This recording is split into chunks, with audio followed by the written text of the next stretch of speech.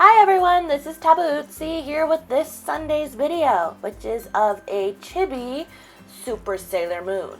I have been a huge fan of Sailor Moon ever since as far back as I can remember, and for this week's video, I just wanted to do a quick, simple Sailor Moon drawing, especially since I'm testing out a brand new camera, so the quality should be a lot better and so much nicer. I was getting so frustrated with my other camera. It was basically like old as the hills, so it was about the time I should have really gotten a new camera. So the video should definitely be a lot nicer to look at. I'm sitting here watching the video now as I'm doing this recording, and I am just so much happier with this. So I would have to say definitely make the investment for a really nice camera, especially if we're going to be doing this on a regular basis.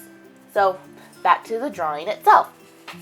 I chose to do a little chibi drawing just as a test run of the camera, as I previously talked about, but I also find like smaller scales works. Like I think at best guess the paper is maybe, well, let me see on this ruler here.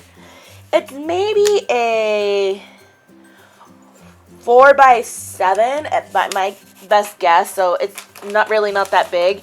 I just always find smaller scale works to be a lot more challenging. Like you're relying more on the tip of your brush pen to get all your details right, your shading, all the nooks and crannies, and I'm just always been a big fan of like detail work and trying to figure out ways how to challenge myself to try to make things as amazing and as put together as possible is probably the best way I would put it. A lot of what I try to do is try to get the values and gradations and all sorts of that stuff as well put together as possible in a particular image. Like here, it's like the golds and then the yellows for the hair, and right now the reds for the boots. I don't have that many reds, to be honest, so it's really a matter of just trying to work with what I have, and that's one thing that I really do enjoy working with, even if it frustrates me to no end, is trying to work with as few materials as possible. Like, as you can see in the back, I have a ton of markers. So trying to get gradations right totally contradicts of my wanting to use as few markers as possible. So the stack back there does not help me at all.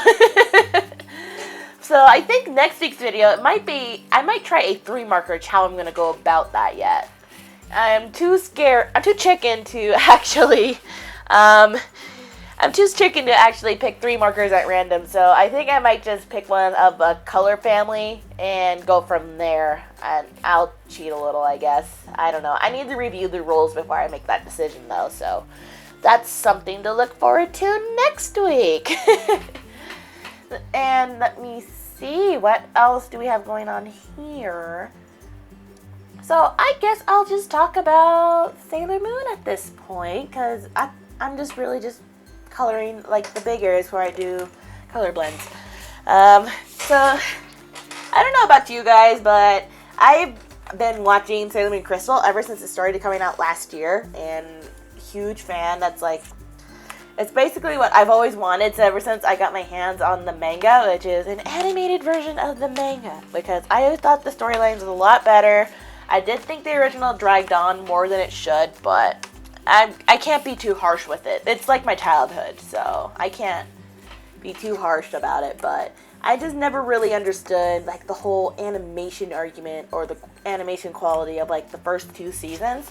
I personally thought it was very pretty, and well, I'm also judging from the Blu-ray touch-ups, because when those episodes did come out, I had to agree that there were some issues with it, but they were able to correct it, so I'm over it. And for people who have like troubles with like the current season, which is about the Infinity arc, about how there are flashbacks galore, my only comment on that is have you not read the manga? I mean, there's flashbacks galore in there too, so I don't know what the big deal is. It's just, they're actually giving Hotaru like a bit of the screen time she needed, so that's what I thought was awesome. So, okay, we'll stop talking about the Sailor Moon anime and we'll actually get back to the drawing, as we're starting with the fun gradation part that is the manga version of Super Sailor Moon.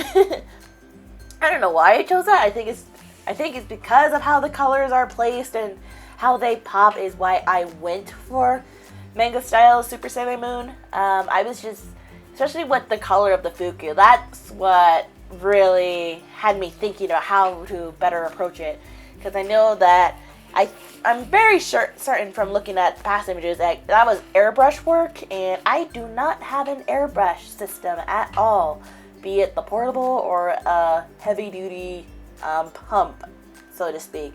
But I made it work, and I think that's part of the reason why I have a huge marker pile problem, is just to make sure I have that able to get going. So it's just slowly but surely working from lightest to darkest. So use your lightest color and work your way towards your darkest. That's usually the best way to go about your colors. So as you can see, I'm trying to be very careful with my blue there. And then layer on top or darker, because I don't think I have a blue darker than B29, or at least in that value. I mean, I think the darkest blue I have is like a B99, but that was just way too dark for what I wanted to do. So I compensated with that by using my neutral gray. So right here I'm using the N01 in my neutral palette. Oddly enough, N01 is the only odd number neutral gray that I have. Everything else is evens, and that was from a pack my brother got me for Christmas. So yeah. Color values.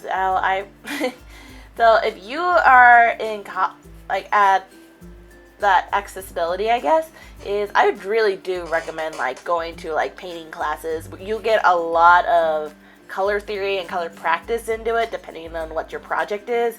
I don't think I'd be able to handle the colors as well if I hadn't majored in painting in college. So that's what really helped me out a lot when it comes to shading and gradation and trying to block out color, period. So blocking color is a big thing when it comes to just figuring out where your shapes are and how everything should be thrown together, and it's really good practice, I think. Which then will eventually come to the background, but we got to finish this eye first, so gotta use my whole blue spectrum that I own on that itty bitty bit of eye, which I think is kind of hilarious. And a little annoying because, as I said, I rely a lot on the very tip of my brush pen, so that's probably why I need to go out and buy a whole bunch of the replacement nibs pretty soon, because I use the tips so much because a lot of my work is indeed small scale. Plus, it helps me save on ink too, so besides the challenge of trying to make sure everything stays within the lines in a small scale work, it's also something satisfying about working with the tippiest tip and getting your details in without too much smudging going on. So now we're about ready to enter the background. I actually got this background from a YouTube channel. I cannot remember the name of the video or the content creator off the top of my head, so I'll have to go back to my viewing history and I will post a link in my description that helped me do the step-by-step on how to do this lovely pastel sunset. But I'll go ahead and talk about how I went about it, and I've done this based on what I saw in the video. So I'm basically rehashing, and as I said before, I'll link the original tutorial below. And there's probably at least one main color difference, and I think that was in the No, it was in the pink because I didn't have the red she said we should use, but Anyway, so the base color here is B32, so that pale blue. And I'm only doing it part of the way down the paper, as the bottom half is going to be for my oranges and pinks that's eventually going to be there. But I got to lay down this purple first. So I am absolutely kind of biased about how my skies should look, because I'm grown up in the Southwest, so as expected, there's like so many gorgeous sunsets here. I actually have a couple of pictures from my hometown of just sunsets, period. It's just something that's very unique and something I missed when I was out in school in Ohio. But back in relation to this drawing, this is like one of my favorite backgrounds to do, because sunsets, man, sunsets are pretty. They need to be colorful. If sunsets are colorful, then something is wrong. I don't know what. So it's just, at this point, it's just layering color after color, trying to get your blending done before you do the final blending stage. And this will make sense in a minute. But here I'm just adding a little bit of the B52 to add a little bit of dark areas in the blue, but not too much, because I want to keep the pastel-y feel to it.